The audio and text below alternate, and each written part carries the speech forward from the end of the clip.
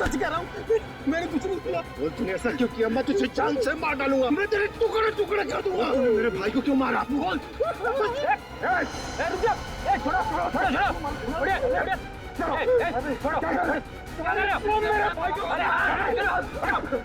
इसने मेरे भाई का खून किया।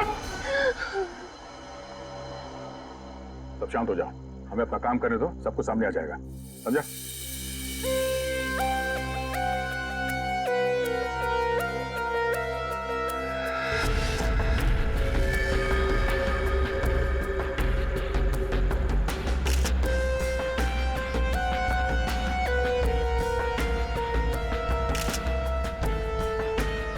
किसी धारदार चीज से गला काट दिया है सर, बड़ी सफाई से। और तो कहीं कुछ दिख नहीं रहा। बेचारे को अपने आप को बचाने के लिए वक्त भी नहीं मिला होगा। गले की ऐसे नस काट दिए एक झटके में खत्म। है तो कोई अंदर वाला ही आदमी सर।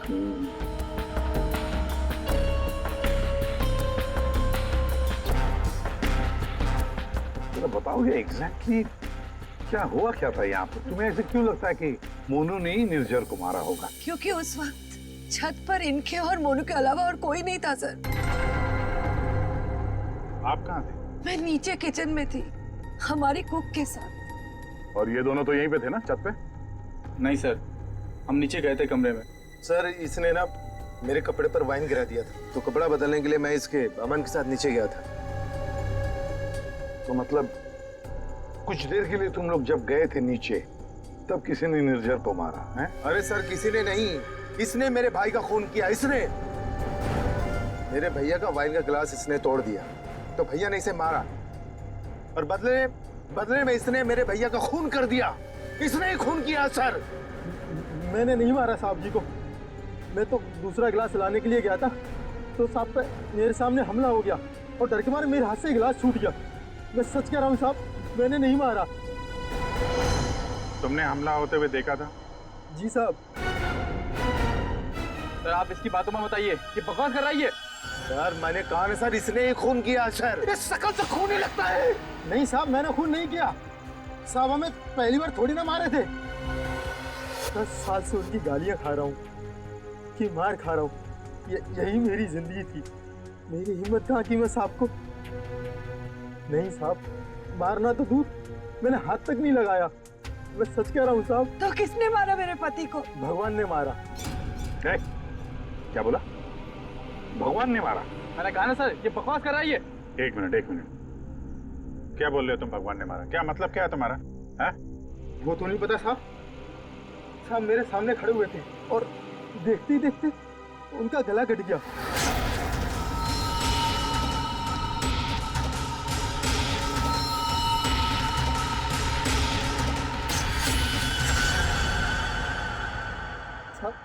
ना तो कोई चाकू, ना कोई खंजर, कोई हथियार भी नहीं, और कोई हथियार चलाने वाला भी नहीं साहब। कोई हथियार नहीं था? हाँ साहब, अचानक से उनका गला कट गया, उनको किसी ने छुआ भी नहीं। ये सब भगवान ने उनके कर्मों की सजा दी है। बंद कर अपनी बकवास। अरे सर इसने खून किया मेरे भैया का, मैं बोल रहा हूँ ना। शांत हो जाओ। सर आप इसकी बात पे विश्वास कैसे कर सकते हैं? तुमसे किसने कह दिया कि हमने इसकी बात का यकीन कर लिया? हाँ? हमें क्या करना है और क्या नहीं करना है हम अच्छी तरह से जानते हैं। आप दोनों थोड़ी देर के लिए शांत हो जाइए, समझे?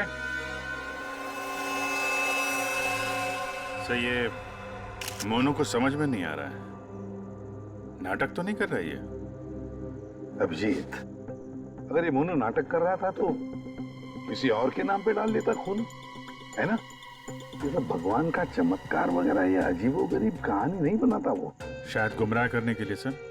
हो सकता है इसने इस वाइन ग्लास के टुकड़े को उठाया और अपने मालिक का खून कर दिया। यार लाश के आसपास कांच के टुकड़े बिखरे हुए हैं सर, और इन पे खून भी लगा हुआ है। अभिजीत, अगर मोनू निर्जर का गला काटता तो उसके बदन पर, उसके हाथ पर कहीं तो खून के छींटे होते।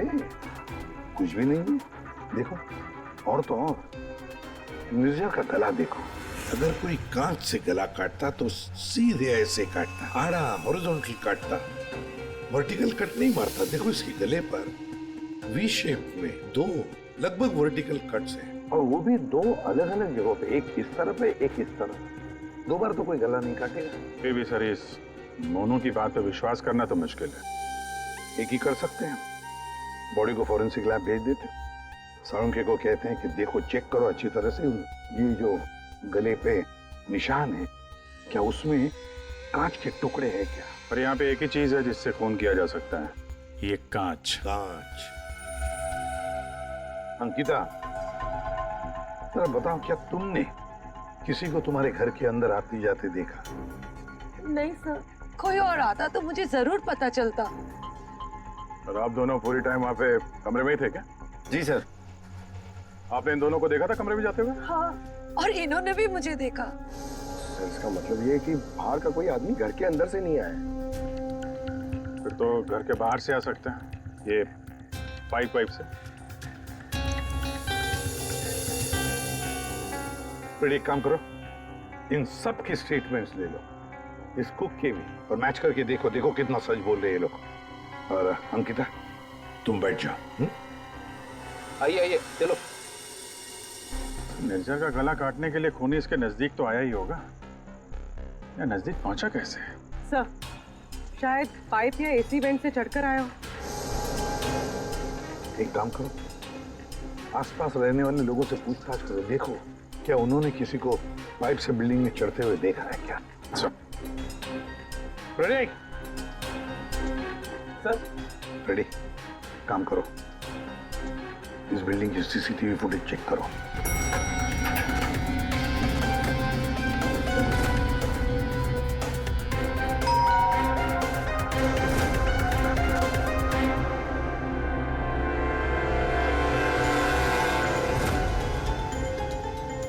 इसमें तो कुछ दिख नहीं रहा, फिर खूनी ऊपर पहुंचा कैसे?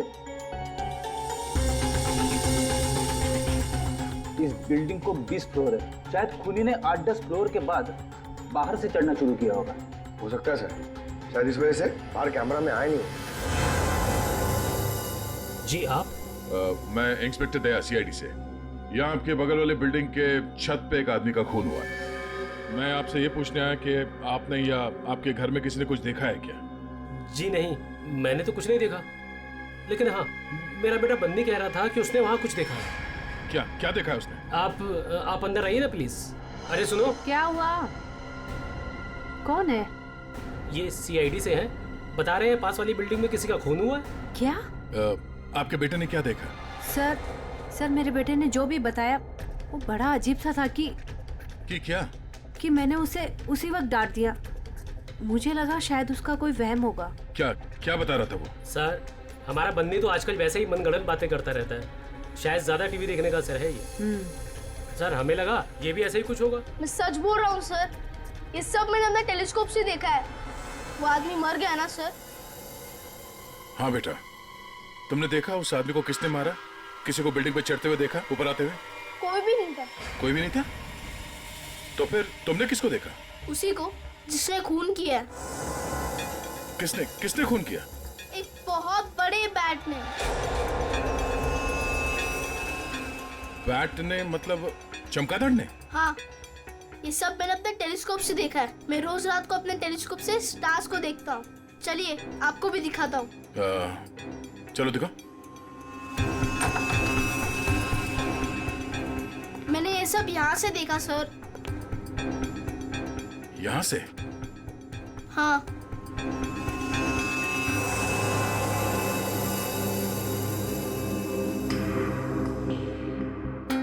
मैंने सच में देखा था अंकल। बेटा, आपका फेवरेट सुपर हीरो कौन है? बैटमैन। ओह, बैटमैन। ठीक है, आपने आज सीआईडी की बहुत मदद की। Thank you. मैं चलता हूँ। थैंक्स। Thank you sir.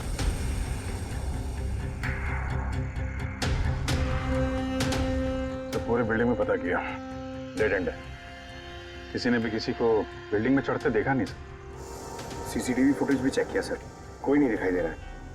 इंसानों ने नहीं देखा, कैमरों ने नहीं देखा। ये खूनी है या मिस्टर इंडिया? रेडी? ये खूनी कांच की तरह है, कांच की तरह ट्रांसपेरेंट, पारदर्शक। हमारे सारे सवालों का एक ही जवाब है, ये कांच।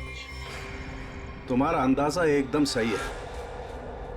इसके गले के घाव में से कांच का टुकड़ा मिला है।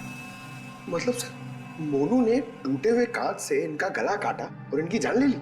हाँ, लगता तो वैसे, मगर पता नहीं क्यों मेरा मन कहता है कि जो दिखता है ये केस वैसा नहीं है। बिल्कुल तुम्हारी बातों की तरह से। हाँ, नहीं, मेरा कहने का मतलब ये था कि वाइन ग्लास के कांच के टुकड़े को और उसके घाव में से जो कांच का टुकड़ा मिला उसको, दोनों को मैंने अच्छी तरह से टेस्ट किया, तो दोनों एक ही हैं लेकिन अलग अलग। देख सारुण के दिमाग खराब मत कर यार, जो है वो सीधे सीधे बता देना यार। सीधी सीधी बात ये है भाई कि वाइन ग्लास के कांच के टुकड़े से इसका गला नहीं काटा गया। तो फिर देखना चाहते हो? आओ देखो, ये है वाइन के ग्लास का टुकड़ा और ये देखो, ये है वो कांच जो इसके गले के घाव में से मिला है। दोनों की कंपोजिशंस अलग अलग है, ठीक है? वाइन का ग्लास बहुत ही महंगे क्रिस्टल से बना हुआ है और इसके गले में से जो कांच का टुकड़ा मिला है वो बहुत ही साधारण सा, बहुत सस्ता सा, घरेलू काम में इस्तेमाल किया जाने वाला कांच है। वाइन ग्लास के कांच से खून नहीं हुआ है, इसका मतलब है कि मोनू ने खून नहीं किया। लेकिन हमें वहां पे तो दूसरा कोई कांच का टुकड़ा मिला ही नहीं। यार सारुण के, अगर वाइन ग्लास के कांच से नहीं गला काटा है तो फिर कौन से ग्लास से काटा है? एक और बात, ये जो कांच का टुकड़ा इसके गले में से मिला है, उस कांच के टुकड़े पर काले रंग की डाई और गोंद मिला है, गम। काले रंग की डाई? कौन? जिसने खून किया वो वहां नहीं था, जिस कांच से खून किया वो भी वहां नहीं था। अब मैं यहां हूं कि मैं भी नहीं हूं। काले रंग की डाई और गोंद, ऐसा कौन सा कांच होता है? किससे काटा होगा? और उसी कांच से काटा तो क्यों काटा? अब जी काटने की बात की ना तूने, पतंग के मांझे से भी तो काटा जाता है। क्या मतलब तुम्हारा? मतलब सारुण के, बचपन में तूने कभी पतंगे उड़ाई है? नहीं, मैं बहुत स्टूडियस बच्चा था। तेरी की यार, हम सब ने पतंगे उड़ाई है और पतंगे काटी भी है दूसरों की, मांझे से, पतंग के मांझे से। उसके ऊपर कांच का चूरा और गोंद लगाई जाती है मांझा बनाने के लिए। लेकिन पतंग के मांझे का कांच इसके गले में कैसे पहुंचा होगा? सर, वो बच्चा बनी, वो कह रहा था कि उसने टेलीस्कोप में एक बड़े से बैट को इस आदमी को मारते हुए देखा था। बैट को? चमगादड़? हाँ सर, वो बैट जैसा कुछ हो सकता है, कुछ और हो। जैसे कि पतंग काले रंग की? हाँ यार, पतंग। हाँ, हमने सुना है ना कि पतंग के मांझे से हाथ कट जाता है। हाथ कट सकता है तो फिर गला क्यों नहीं कट सकता? मतलब किसी ने पतंग उड़ा के इस निर्जर का खून किया है? दया, मांझे से ही क्यों यार? अगर सामने वाली बिल्डिंग में खड़े रहकर गोली भी चलाता तो भी मर जाता है। मांझे से ही क्यों? पतंग के मांझे से ही क्यों? फिर है कौन ये पतंगबाज जिसने ये किया है?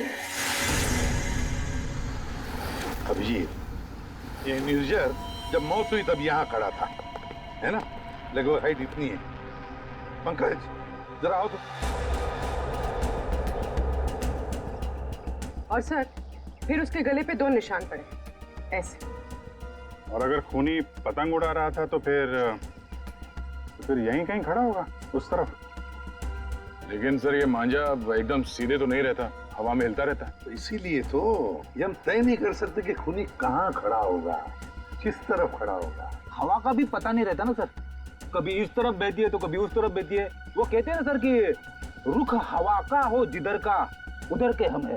और जिधर हवा का रुख पतंग का भी वही है। भाई, पतंग उधर से ही उड़ेगी ना जिधर से हवा चल रही है। सर, कल रात हवा किस तरफ चल रही थी? अभी पता लगाते हैं। हेलो। हाँ, मौसम विभाग जी। हमें सीआईडी से एसीपी प्रद्युमन बोल रहा हूँ। हाँ सर, बोलिए। अगर एक इंफॉर्मेशन चाहिए, कल रात 1 बजे हवा किस डायरेक्शन में चल रही थी, किस दिशा में चल रही थी हवा?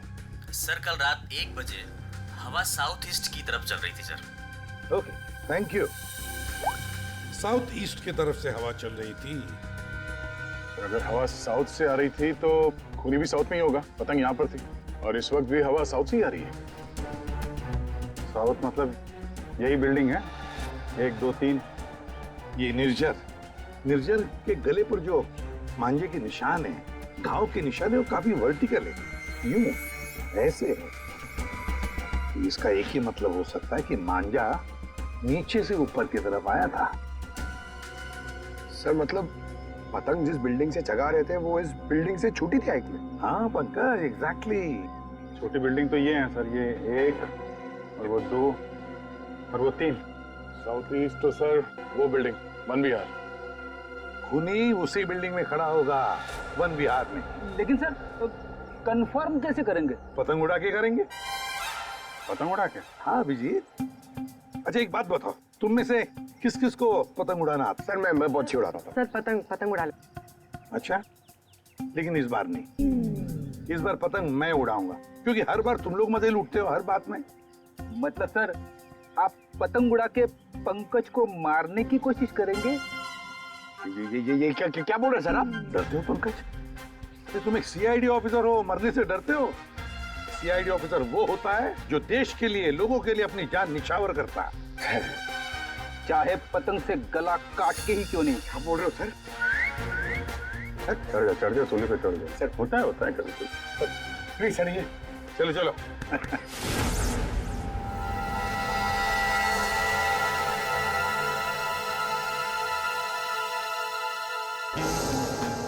ये अरे जरा ढील दो। हाँ बता।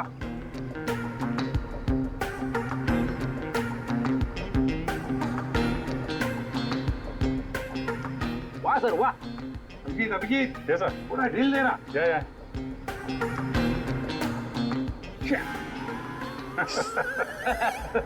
अभिजीत सर की पतंग कट गई। हाँ।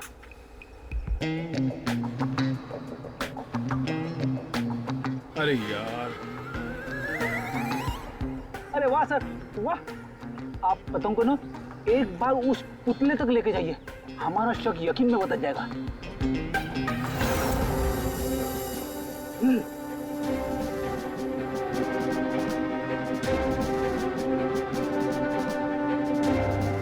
अरे नहीं यार, फ्रेडी पकड़ लो। ये नामुमकिन है। कितनी सारी चीजों का ध्यान रखना पड़ता है, हवा की दिशा, फिर वो एंगल, हाइट। सर अगर आपसे नहीं हुआ तो मुझे नहीं लगता ये पॉसिबल है। मगर सर सारुके साहब तो श्योर थे, गर्दन मंजे से ही कटी है। सर हो सकता है मांझा ही हो, पतंग हो ही ना। इस निर्जर के केस को किसी और तरीके से सुलझाना पड़ेगा। कोई और तरीका? हाँ, निर्जर की मौत से किसको सबसे ज्यादा फायदा हो सकता है, उसे ढूंढना पड़ेगा। सर अगर आपकी परमिशन हो तो ये सब प्लान चेंज करने से पहले मैं किसी के आदमी से बात करना चाहता हूँ। किससे? नाम तो नहीं मालूम, ढूंढना पड़ेगा सर उसे।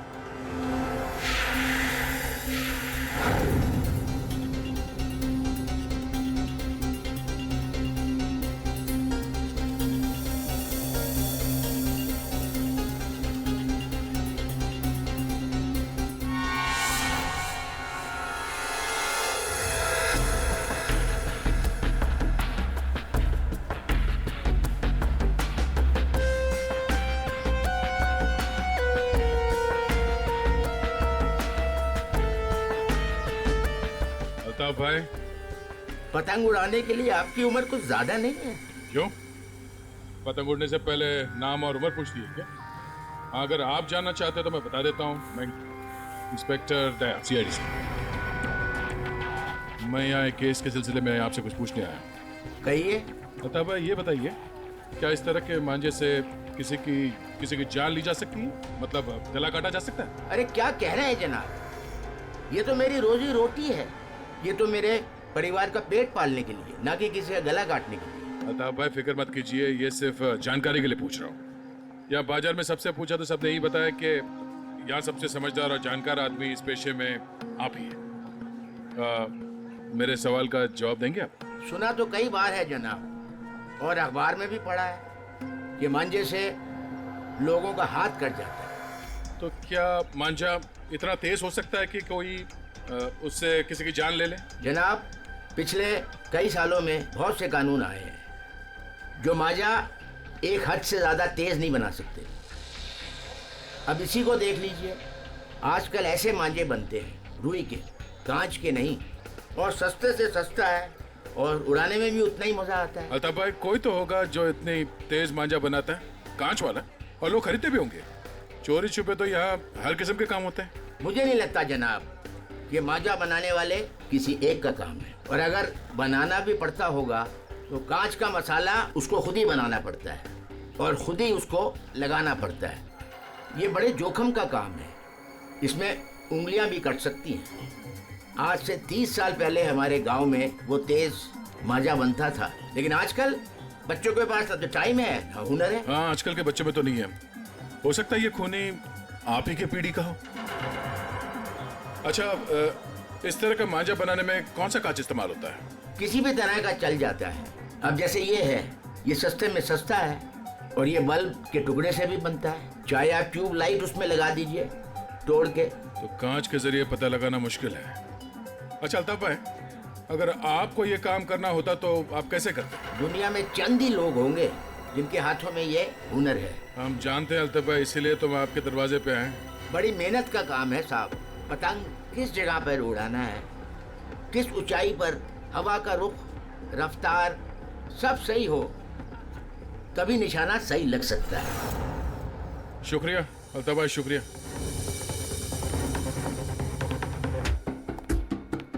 सर, सर ये वो लोगों की सस्पेक्ट लिस्ट है जो निर्जर को मार सकते हैं।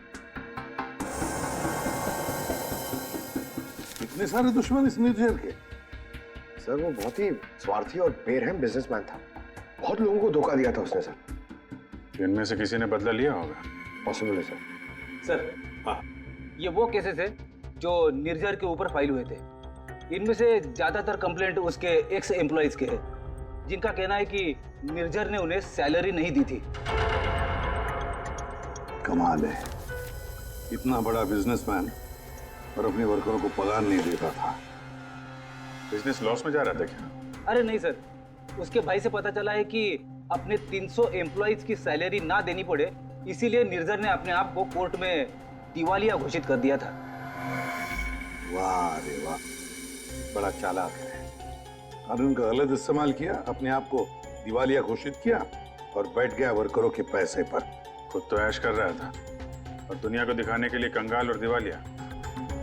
इतने बड़े फ्रॉड आदमी को ना जेल में होना चाहिए था। वही तो, जेल में ही होना चाहिए था। कुछ ना कुछ तो गड़बड़ जरूर है अभिजीत, कुछ ना कुछ तो गड़बड़ है। इतने सारे फ्रॉड्स करने के बावजूद भी ये आदमी बाहर कैसे, जेल में क्यों नहीं? पंकज, पुलिस रिकॉर्ड चेक करो निर्जर के।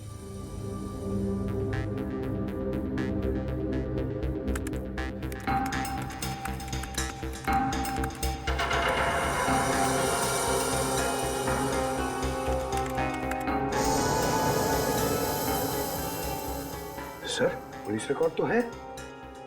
क्या 5 साल पहले निर्जर कस्टडी में लिया गया था सर। ये मगर सर सिर्फ 1 घंटे के लिए। क्या सिर्फ 1 घंटे के लिए? कमाल है सर, 1 घंटे के लिए कौन जेल में जाएगा? इतना बड़ा फ्रॉड किया और सिर्फ 1 घंटे के लिए? ओ, सर ये फ्रॉड के लिए तो अंदर गया ही नहीं था, हिट एंड रन केस के लिए गया था। किसको उड़ाया इसने? ज्यादा डिटेल्स तो दिख नहीं रही इसमें। अरेस्टिंग ऑफिसर कौन है देखो? Inspector Rane, Versova police station. कैसे राणे साहब? हाँ ठीक है, बोलिए। जरा ये फोटो देखो राणे, इसका नाम निर्जर है और 5 साल पहले आपने किसी केस में अरेस्ट किया था इसे। हाँ याद है मुझे, इसे तो हमने हिट एंड रन केस में पकड़ा था। एक्सीडेंट? किसका एक्सीडेंट हुआ था? एक बच्चे का एक्सीडेंट हुआ था, मगर बाद में पता चला कि गलती बच्चे की थी। बच्चे की गलती? कैसे? बच्चे भागते हुए अचानक रोड पे आ गया और इस कार से टकरा गया। अच्छा, अचानक भागते हुए आया। क्या क्या हुआ, क्या था? कोई इसको दौड़ा रहा था या वो किसी का पीछा कर रहा था? सर पतंग के पीछे। पतंग? हाँ सर, वो ऊपर देख के भाग रहा था पतंग पकड़ने के लिए। उसे पता ही नहीं चला कि कब वो रोड पे आ गया। वैसे बड़ी अच्छी याददाश्त है आपकी। इतने सालों के बाद भी आपको निर्जर केस के बारे में सब कुछ याद है? सर ऐसे बेरहम इंसान को कौन भूल सकता है? बेरहम क्यों? माना एक्सीडेंट में उनकी गलती नहीं थी, कम से कम देखना तो चाहिए था ना कि बच्चे का क्या हाल हो गया। उसको बच्चे से ज़्यादा इम्पोर्टेंट था टाइम पे मीटिंग में पहुंचना। उस बच्चे का बाप अभी भी याद है मुझे। क्यों, कुछ किया था क्या उसने? कुछ नहीं। कुछ नहीं मतलब? सर कुछ नहीं किए इसीलिए तो याद है। ना कुछ कहा ना कुछ सुना। जब उसे पता चला कि निर्जर को छोड़ना पड़ रहा है तो पुलिस स्टेशन के बाहर ऐसे खड़ा रहा जैसे सांप सूंघ गया हो, जो कोई फर्क नहीं पड़ा हो। फिर वो चला गया। उसका फोटो तो होगा ना आपके पास? सर वो ओपन एंड शट केस था। एक्सीडेंट साबित होने के बाद कोई इन्वेस्टिगेशन करने की जरूरत ही नहीं पड़ी। अच्छा, नाम वाम तो लिखा होगा ना उसका कहीं? हाँ सर, एक मिनट। कदम वो निर्जर केस की फाइल देना।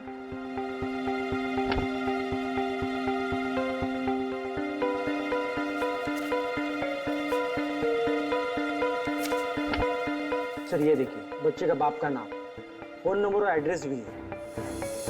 पवन कुमार, शंकर नगर। बेटी, एड्रेस फोन नंबर वगैरह नोट कर लो जरा।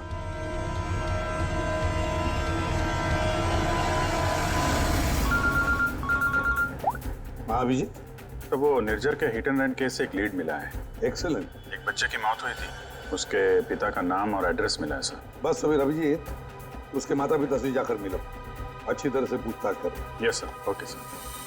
Ready sir? तुम जरा राणे साहब के साथ मिलके उस पवन कुमार का स्केच बनवा लो, तब तक मैं उसके घर जाके देखता हूँ। क्या हुआ साहब? आज सुबह पतंग उड़ा के गए, फिर पूछताछ भी की, अब क्या हो गया? ये आप लोग इतने ही हो? यहाँ पे तो 5 गार्ड लिखे हैं, ये 5वां कहाँ है? हाँ साहब, शंकर आया था कुछ महीने पहले नौकरी पे, फिर अचानक साहब आज सुबह नौकरी छोड़ के चला गया। नौकरी छोड़ के चला गया? क्यों?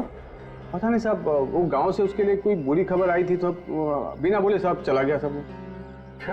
कल रात जब खून हुआ तो शंकर तो था, उसके बाद घर गया है। ओहो, अच्छा इस शंकर का फोटोग्राफ है या एड्रेस वगैरह तो होगा ना आपके रिकॉर्ड्स में? फोटो तो नहीं है साहब, लेकिन हाँ एड्रेस लिखा हुआ है साहब, ये देखिए।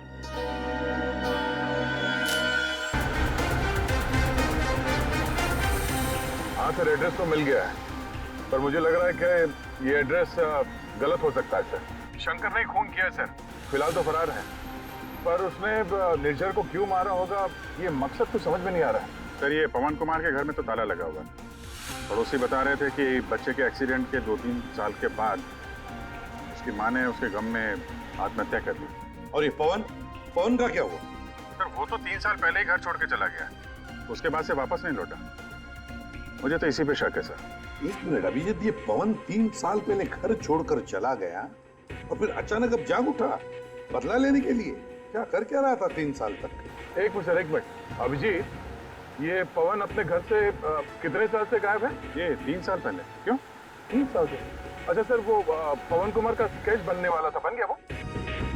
देखता हूँ।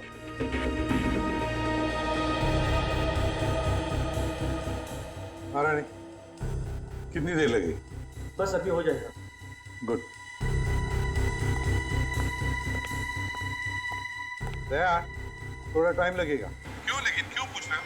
कुछ नहीं सर, सब समझ में आ गया। ये केस अब एकदम कांच की तरह साफ है सर। कांच की तरह साफ हो गया मतलब? क्या कहना क्या चाहते हैं? सर मैं कुछ काम करना भूल गया हूँ सर, मैं थोड़ी देर में पहुंचता हूँ सर ब्यूरो। ठीक है, जल्दी आ जाओ।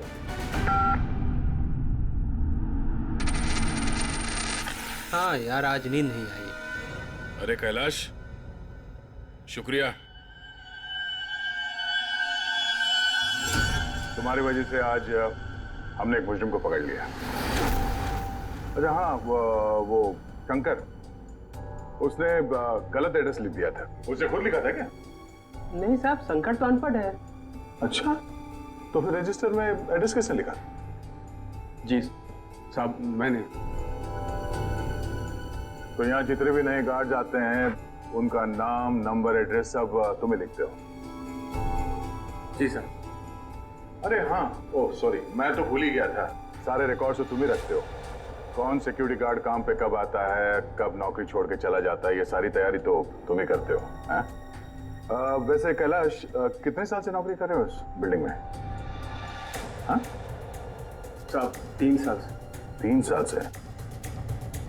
3 साल से वो खूनी भी गायब है।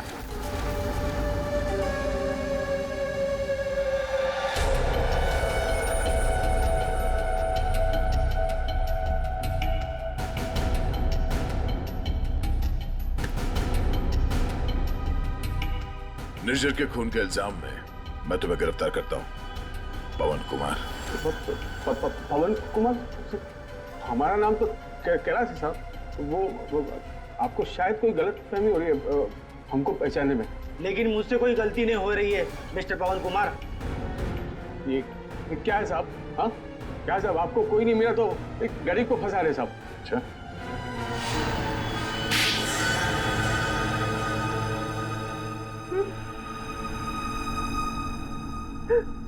हाँ सर, मैंने मारा निर्जर को। उसने मेरे बच्चे की जान ली सर। मेरे संजीत को अपनी गाड़ी के नीचे कुचल दिया। मेरी पत्नी संजीत की मौत का गम बर्दाश्त नहीं कर पाए, खुदकुशी कर ली। निर्जर ने सिर्फ मेरे बेटे को नहीं मारा साहब, ये 2 खून किए। उसे जिंदा रहने का कोई हक नहीं है साहब। ऐसे बेरहम नीच आदमी का मर जाना ही अच्छा था। पवन, निर्जर अच्छा आदमी नहीं था, हमें भी पता है, मगर उसने तुम्हारे बेटे को जानबूझकर नहीं मारा। गलती तुम्हारे बेटे की थी। वो खुद पतंग के पीछे दौड़ते दौड़ते निर्जर के गाड़ी के सामने आया। गलती मेरी है। मैंने उसे सिखाया था पतंग बनाना, पतंग उड़ाना, सब कुछ। उसे बहुत शौक था पतंग उड़ाने का, पतंग के पीछे भागने का। काश मैं उस दिन से रोक लिया होता।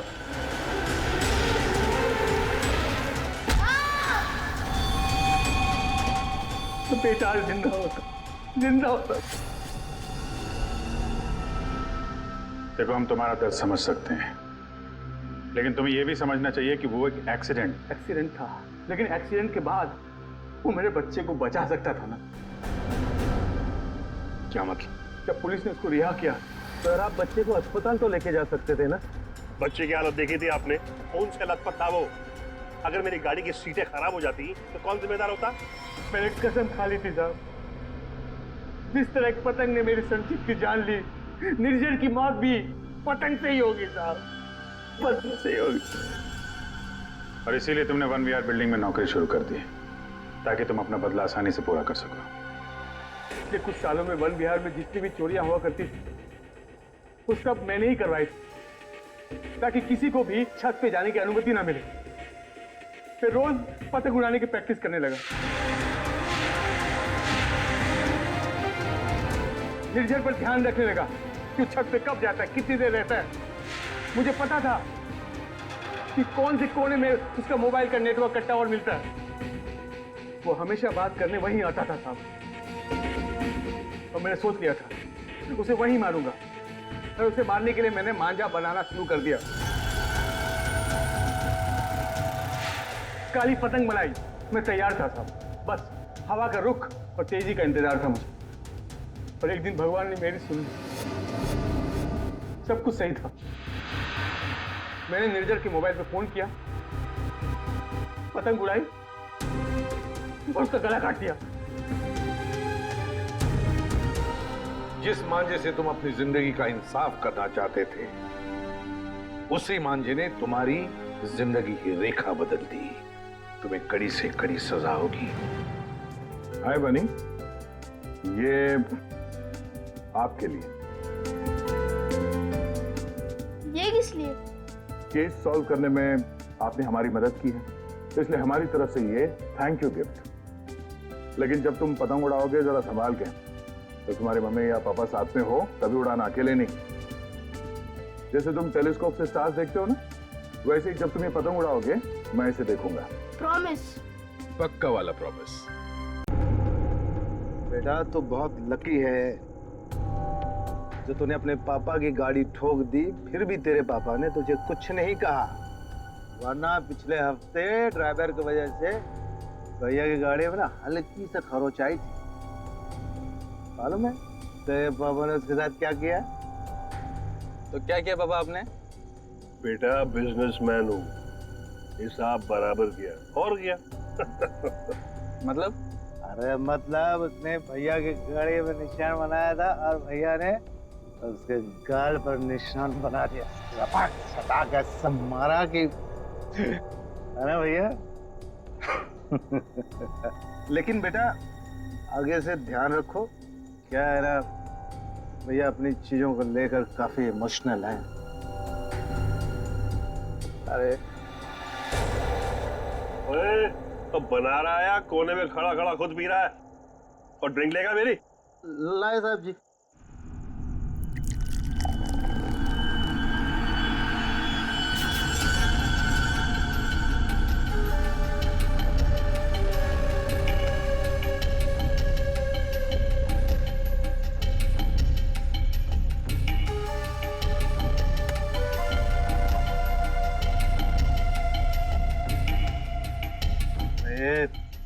इतना कांप क्यों रहा है? हाँ संभाल के रख।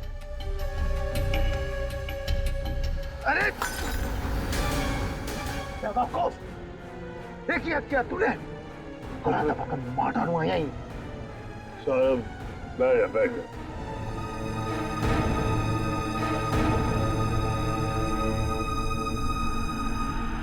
गलती हो गई ना, कोई बात नहीं, गिलास ही तो था। साहब गलती होगी, वो हाथ से गिलास। फिर वही बात, भाई कांच का टुकड़ा तेरे से ज्यादा कीमती थोड़े ना है। सीधा आजा आजा, उठा ले भाई, किसी के लग जाएगा नहीं तो। उठा।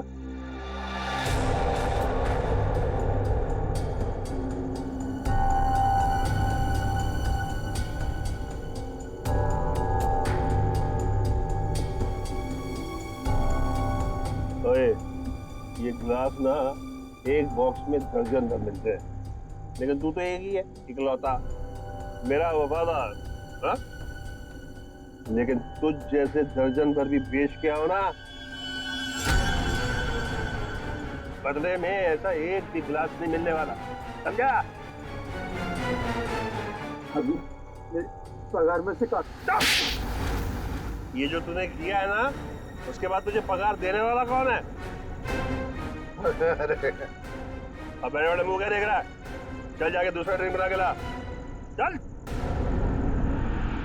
हाँ सुन, ग्लास संभाल कर लाना, वरना टूट गया ना तो तुझे भी बसंती कर कांच के टुकड़ों पर नचाऊंगा। हेलो हेलो, अरे कौन बोल रहा है? आपके कपड़े चेंज करवा देता हूँ। आयो तू ठीक करा, चल चल चल चल। हेलो, और मुंह में जुबान नहीं है क्या? हेलो हेलो, अरे बोलो कुछ।